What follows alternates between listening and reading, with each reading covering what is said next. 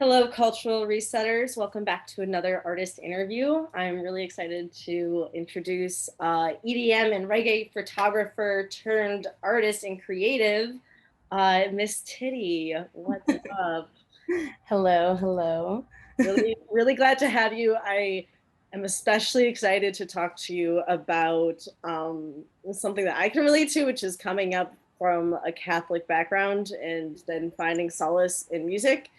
And I feel like there's a lot of people that can relate to that. So I hope that our viewers can have a little bit of solace in knowing that they're not dealing with that thing. Yeah, I hope so as well. Do you want to talk about where you got your creative start?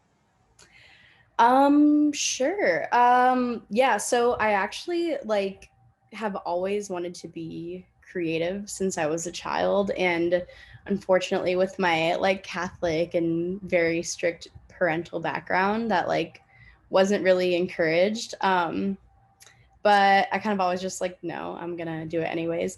And around high school, I started taking photos of the sunset and stuff like that, and was really I've always been extremely into music, particularly, and I'd go to music festivals and stuff, and I was like, oh my god, I want to work in this industry. I can't believe people get to have this as a job.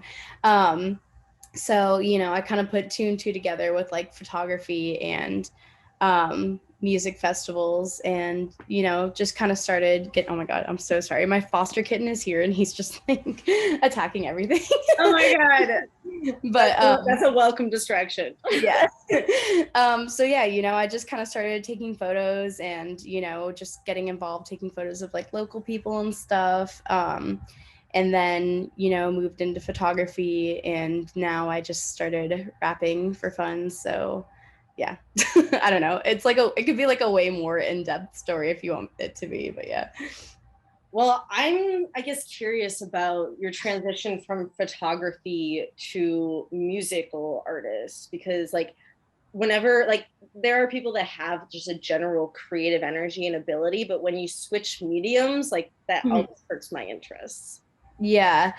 I don't know. I just kind of I've always really liked rap music. And I just kind of one day my partner and I were in the studio because he makes music. And he was like, oh, do you want to rap? And I was like, sure. So, we just wrote that first song, Watch Me. And I was like, oh my God, this is really fun. I want to keep just doing this.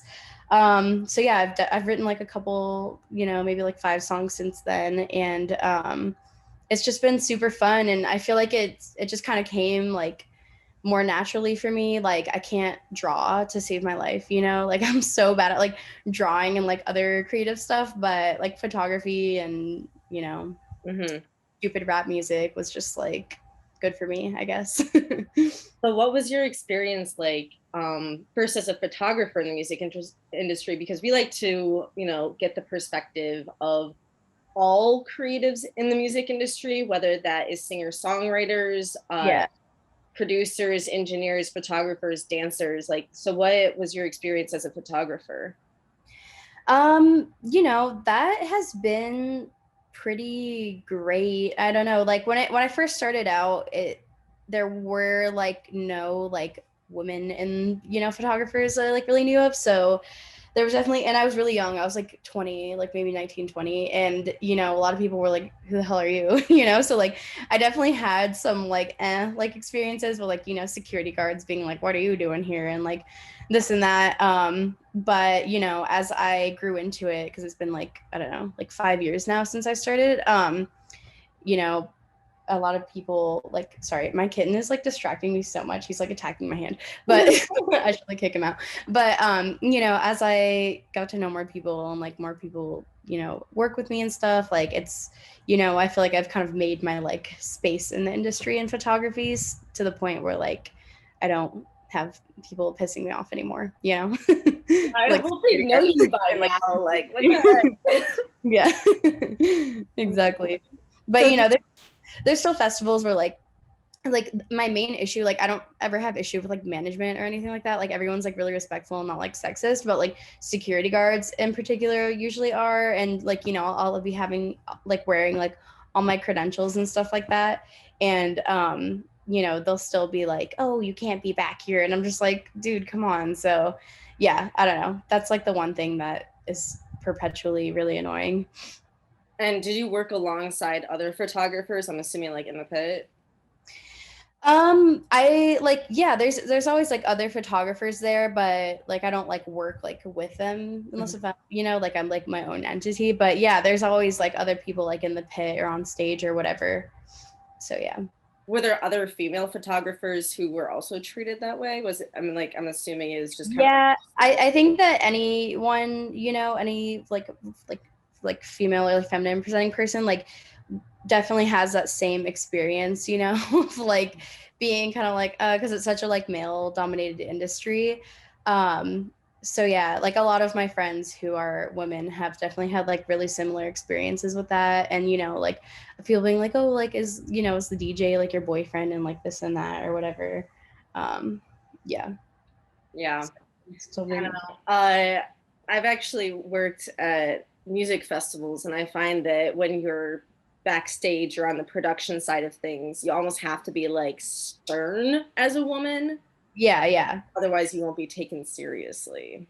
Totally. And I definitely am, you know, I've always been a very like vocal, stern person. So I feel like that has definitely been a huge advantage for me in general. Like, I'm just like, no, bitch, you know, like, no, the fuck not. Like, you know, I'll like text like tour manager or whatever and be like, get over here. Like, you're going to help me out. And then, like, you know, like, there's been times where like, I was shooting at Sunset this year and like, you know, I was working for Rezz and there were supposed to be no photographers in the pit except for like me because you know I was working directly for her and I was telling security guards that and they like wouldn't let me back on stage and I was like, dude, what the fuck, like I'm literally like in all my credentials and stuff to the point where like I had like 3 security guards like screaming in my face like get the fuck out of here, you know, just being like complete assholes, and one of them like pushed my camera back and I was like, what the fuck, you know, but then I ended up, you know, I ended up going to the stage manager and the tour manager being like, hey, this is what happened.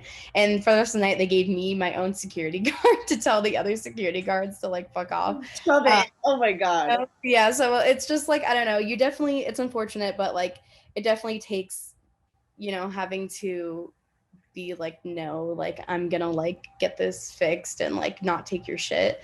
Because it definitely could be really easy to be like, you know, beaten down a bit. So have you done any live performances as a rapper yet? No, I have not. Hopefully, I don't know. I think Recno is going to be in LA soon, and I'm hoping that I can like go up with him because we had previously discussed that, and that would be really fun.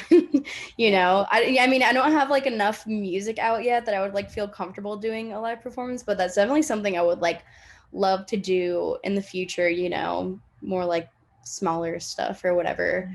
But yeah, I don't know. I've never, huh? It's only been like a year, right? It's been like less than that. I think it's only been like 6 months, honestly. Oh, wow. Okay. Yeah. Yeah, since the first song, I think it came out in March. So yeah. Okay, yeah. Yeah. You still gotta tip your toe in that water. Yeah, exactly. And I'm like, I could like DJ and then like rap with it. I think that could be really fun, but I am not a good DJ yet, so yeah. It takes a lot of skill. It's really, really awesome. So how did you meet everybody? Like, you know, Recno, Rezz, everybody that you work with? Like, that's honestly like that's becoming a recognizable like group, I feel, within the EDM community. Like, you are a part of, you know, like my understanding of this up and coming EDM, which is like, I think, you know, kind of going to be the next big thing. Yeah, totally. I pretty much met like everyone through mutual friends, you know, like I met Recno like a year ago, maybe a year and a half ago, I think, through some like creative friends in Florida. I think it was G Space and then Ruku. I don't know if you've heard of them, but they're both, you know, really cool artists. And I met him through them. And yeah, I don't know. It just kind of like snowballs, you know, the industry is like huge, but it's like small at the same time, you know, like once you have like certain friends and like you meet all their friends and you meet everyone, then all of a sudden you know everyone. So, you know, it just like kind of happens. I feel like, so I was saying earlier, before we started recording, that the EDM community is also very welcoming and supportive. I mean, granted, there was a cleansing of sorts through COVID of the EDM community, which was, you know, shocking and unforeseen, but now where it is it's very much, you know, it always has been very supportive. Like, if you need something, I've got you. Yeah, exactly. Yeah, I haven't really had like many like bad experiences with people in the music industry. You know, being like, I don't know, whack or whatever, you know. Mm-hmm. Like just, you know, from like working or like music or whatever, you know, like a lot of my friends who are like really well known like DJs and stuff have been like, oh my god, like I love Miss Tiddy, and I'm like, what, you know, like it's just like it's something that I just like did for like fun, you know, like I don't have like plans to be this like big rapper or whatever, you know, like it's just like another outlet for me to like express myself. But you know, just getting that like support from these people who like are like really really talented, it's just kind of like what the fuck. But yeah, in general, you know, I really think that um with the EDM community, you know, like whether it's being like queer or like, you know, whatever kind of person you are, I don't know, I can't think of any other adjectives right now, but you know, like it's just like I feel like it's very welcoming, and you know, as it should be. And like if people aren't going to be welcoming in that way, then it's just like, you know, it's like this industry was like, you know, electronic music was built on like queer Black people, you know, from, I think it's from Detroit. I don't know. Maybe like bleep that out if I'm wrong. But you know, I actually know that and house music. Yeah, exactly. Yeah, so it's just like, you know, electronic music was like pretty much like invented by like queer people. So it's just like, you know, you need to respect the roots of where it came from and not be a Chad, you know. Yeah. So I, you know, our platform is geared towards uplifting POC, LGBTQ plus, and disabled creatives.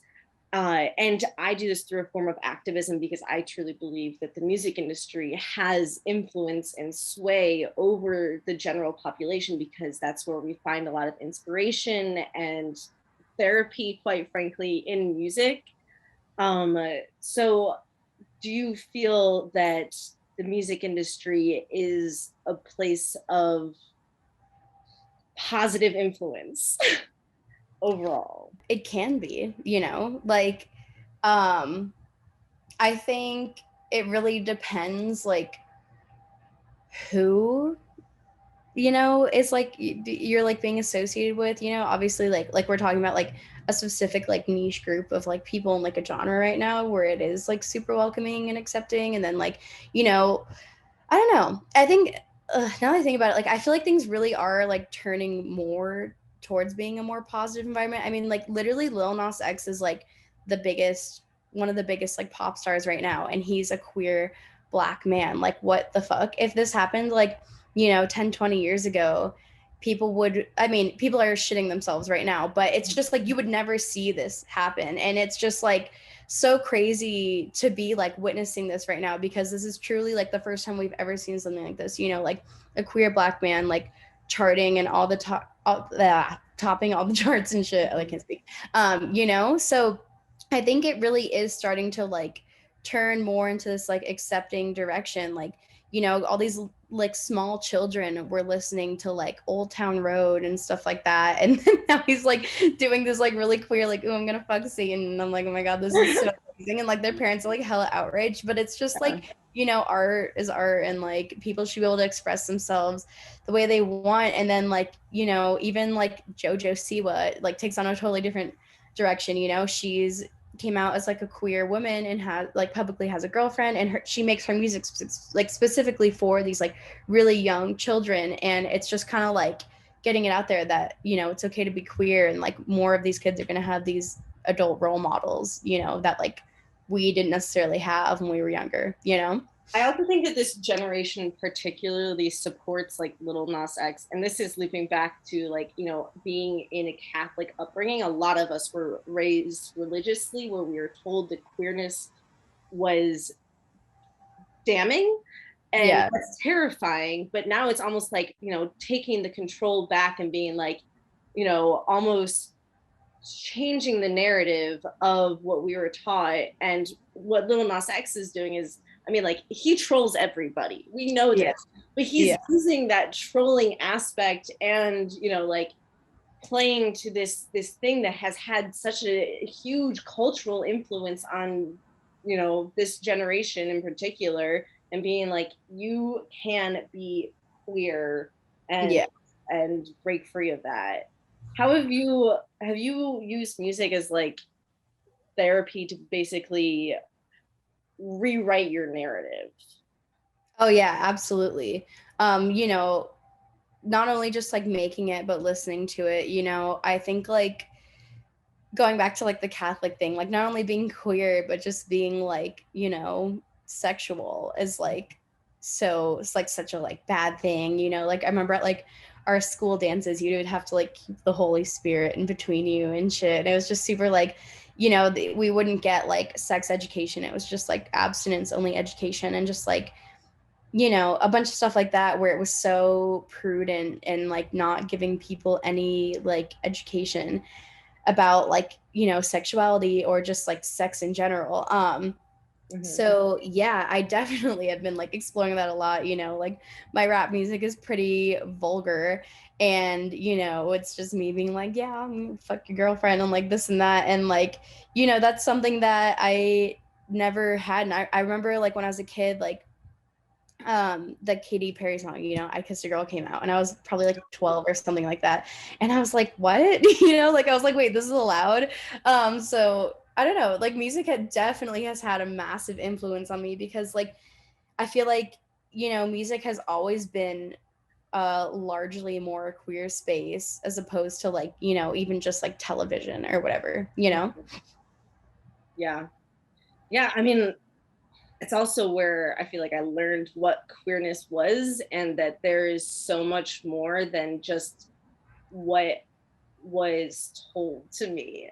And I'm like, Yeah. on one side, I'm like I feel like I was like preset, you know, like almost like there was a default setting, and through music is how you discovered like, you know, all of these other perspectives. Because in music, you know, whether it's lyrical or not, it almost tells a story. It tells that creative's experience. And even with your music, especially with your music, I feel like that, you know, is reflected, that you put your experience into your lyrics. Yeah. Yeah. Yeah. Definitely something I, you know, want to try to accomplish, you know, and just that like bad bitch energy in general, you know. Yeah. So what other forms of creativity have you been involved with? Like nothing else, honestly. I know how to take photos and then make like stupid rap music, and that's literally it. Yeah, I guess I can like I learned how to what's it called? Sew? No, fuck what? What's it Cross called? stitch, No, knit, I learned how to knit. knit a blanket. I knit like 3 blankets like this like a couple weeks ago when I just like randomly hyper fixated on it. I have one right here. Oh my Um, God. yeah, it's like this massive blanket. It was actually really fun, but I don't know. Most things in general, I am a very like, ooh, let me try this for like a week, and I'm like, this is my new thing, and I like forget it exists. But photography and you know rapping have stayed with me, so Mhm. that's good. Um, how do you feel like your art impacts others? Oh God, I have no idea. Honestly, I'm like, if it impacts you at all, like that's cool, you know. Like, Yeah. I don't know. I like my goal is definitely like that. You know, people would hear my music and just be, you know, kind of feel more comfortable in their own skin. You know, because I feel like a constant battle in my life has like not necessarily feeling comfortable in my own skin for like a variety of reasons. You know, like being raised Catholic and like you know, not being skinny and, you know, being queer and, you know, not necessarily being like the fit for like a woman. And it's just like, I don't know, I want people to like hear me talk about, you know, feeling like fluid and like all these different things and to be like, oh, that's cool. Like they're really comfortable with themselves. Like I can feel the same about myself. You know what I mean? Yeah. Have you ever felt or been a part of any kind of activism? Yes. I oh my god, it's been like since I'm traveling all the time now, my life is so chaotic that I can't do these things like as much as I used to. But in high school, I was like really involved in, you know, like volunteering with like, you know, political organizations and stuff like that. I'm like, is that defined as activism? I don't know. I Yeah. mean, I think, you know, working with politicians and trying to sway policies is very, very difficult but impactful. Um, Yeah. yeah, and I'm sure you've seen quite a contrast from going from Florida to LA. Oh yeah. Yeah, it's actually insane the differences here versus there, you know, like I just turned 26, so I have to get my own healthcare plan. Really fun time in my life. I like happy birthday. I Here you know, go. that's right around the corner. Yeah. So, you know, I was like looking up healthcare plans and like, you know, even if you make like a decent sum of money, like they still give you like, you know, kind of like subsidies and stuff like that. So my health insurance is like half the price that it would be in Florida if I was making like the same amount of money. So, you know, they have like really good, you know, government programs. There's like Medi-Cal and like, you know, Planned Parenthoods are like everywhere and are like, you know, it's not how it was in Florida at all, thank God. Um, yeah, I like it here better. I feel like you found your place. Yeah, I mean, you know, I'm always like a Florida woman, like in my heart, you know, like I love Florida. But I think like long term, just like the west side of the USA in general is like definitely where I enjoy being. All right, that's awesome. Finding your place and your community and your people is tough, and I Yeah. think that a lot of people are feeling in particular. You know, not I don't know if you know anyone, but I don't know of anybody who's like thriving right now or like, Yeah. you know, is like, okay, I know where I am and I know what I'm doing and I'm happy doing it.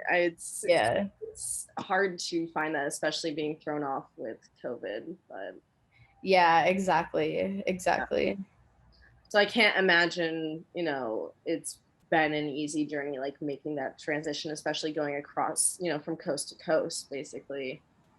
It's a big change. Yeah, it definitely is a mess. It's like weird because it's like a big change, but like not at the same time, you know, like it's a really different environment and like politically wise and just like, you know, I'm literally on like the complete opposite side of the United States, but you know, they're like the weather is like still like really hot and sunny and like all my music industry friends are here and stuff. So it's like, you know, it was like a weirdly like stressful but seamless, you know, transition over here.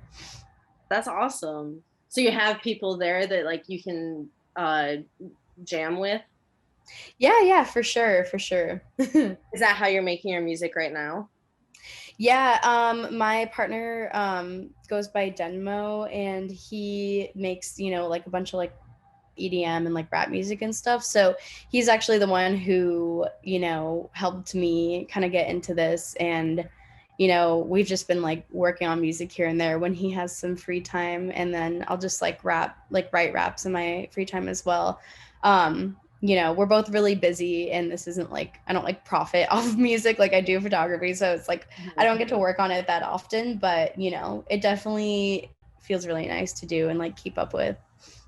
Would you like to be able to do like writing and rapping full time, or do you want to stay in photography?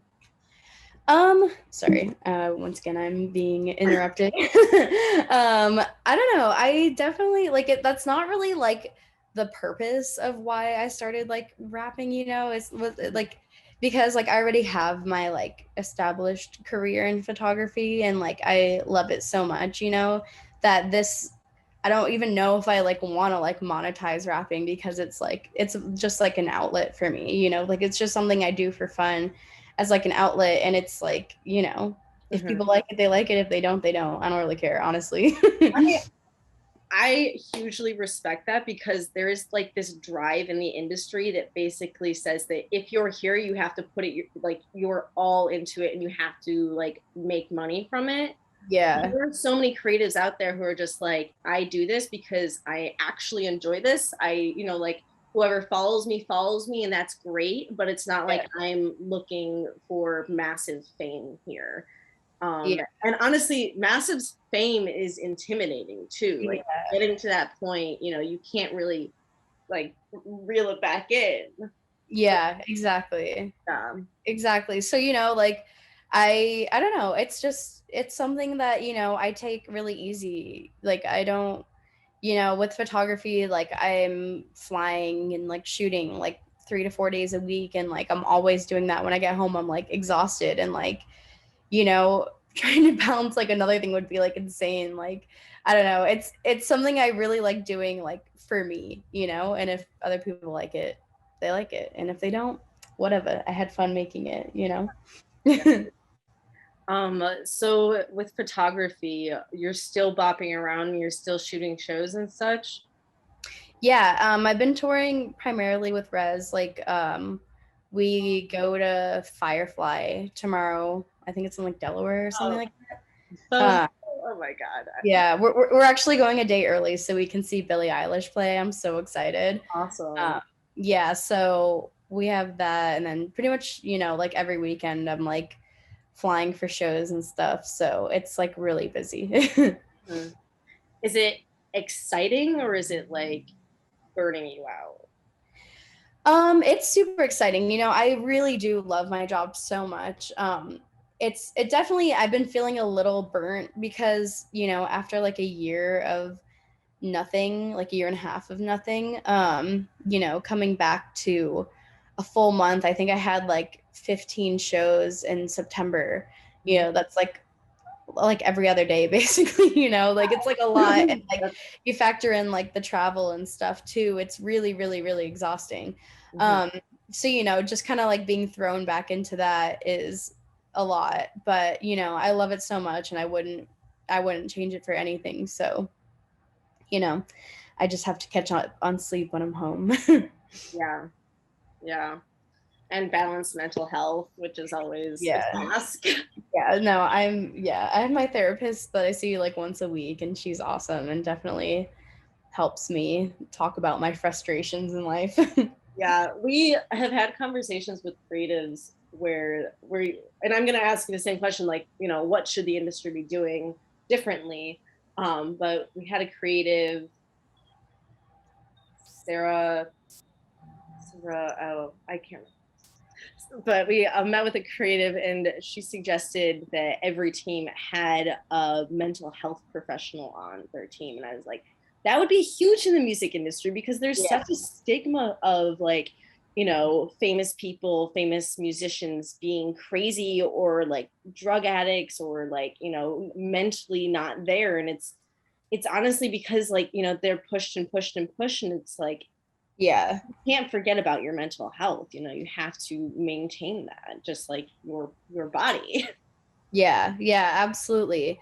And I definitely agree with that. I think, you know, not only like, I don't know, I'm not like in a perfect world, like, or I don't know, I don't even know how it would be possible, but you know, if everyone could, you know, have like a health insurance plan like through their, you know, Yes, or whatever. that's another Yeah. thing, is that like in any job, and if you're on the industry side of things, like if you're a marketer or Yeah. if you're with a label, then you get health insurance, but the creatives themselves don't. And it's like they also get sick, they also need. Right. I know. I'm like, we just need universal health care, and then we wouldn't have to, you know, worry about all this who gets it, who doesn't get it bullshit, because everyone should get it. And that should include mental health, of course. And yeah, I think you're extremely right. You know, I was like watching the Amy Winehouse documentary recently. And you know, everyone's like, oh, she's crazy and this and that and blah. And like from the beginning, like she always said she didn't want to be super famous because she knew she wouldn't be able to handle it. And then like, you know, so when she did get super famous and her managers were pushing her and this and that, like, you know, she went off the rails a bit, just trying to cope with this life that she wasn't happy with. And people just like ridiculed her for it and stuff when, you know, no one was there helping her. And it's just so sad because, you know, then she eventually ended up dying. And that happens to a lot of people, you know, they either die from substance abuse or from, you know, just depression. Mm-hmm. And I don't know, it really sucks to see that. And, you know, I'm thankful that the people that I like work with and surround myself with like really take mental health seriously and, you know, would never want to risk anything like that happening. Mm-hmm. So. Yeah. Well, I'm glad that you have that support and you're surrounded by those people. I really, you know, I think it's so important to surround yourself with people who are there for the right reasons. Yeah, exactly. And support you as a human being. Yeah. Do you have anything in general that maybe you want to talk about related to the music industry or maybe your experience in it? I don't know. I feel like we got like to most good questions. Oh, good. I'm glad you think that. So for advice, because you know, for those who are either photographers in the field or they're rappers that are up and coming, or they're fans who are discovering their sexuality through the music industry, what advice would you have for them? I think my just, you know, general advice is to like, you know, do what makes you happy. You know, regardless of what people tell you. Obviously don't do anything crazy, like don't kill someone if that makes you happy. Like, I don't know. Don't do that. But but you know, like if you know you are different from the people around you, whether that be in your like sexuality or, you know, the way you express yourself, like don't let people tell you no, you know, like just literally do what makes you happy and you will always be successful in life because like, you know, money will come and go, but happiness is what's most important and being like content with yourself, you know? Yeah. Yeah. Oh, yeah. I'm feeling a little inspired. Like, I'm really glad that we got to sit down and talk and I got to know your experience. You know, it's really exciting being on the photography end of things because you're also like right there with the crowd and I'm sure that that energy is like really unique. Yeah, Um, it's super fun. yeah. Well, I would love to one day get press passes and be able to be right there in the pits too. We'll see. We'll see. Yes, I'm sure you could. Yeah. Do you have any projects that you want to talk about? Well, so my new song just came out like a week ago. I'm like, what day is Oh, it? great. Yeah, like a week ago. And it's called Bitch. And yeah, that one just came out. It's just like another stupid fun song. So yeah. Yeah. Well, keep that energy because we need it. We need that energy. Yes. The bad bitch anthem energy. Oh yeah. Yeah. Cool. Well, thank you so much. And thank you to our listeners for joining us. Please make sure to comment and check out Miss Tiddy. We have all of the socials and everything that you need in the comments. And that's all, folks. All right.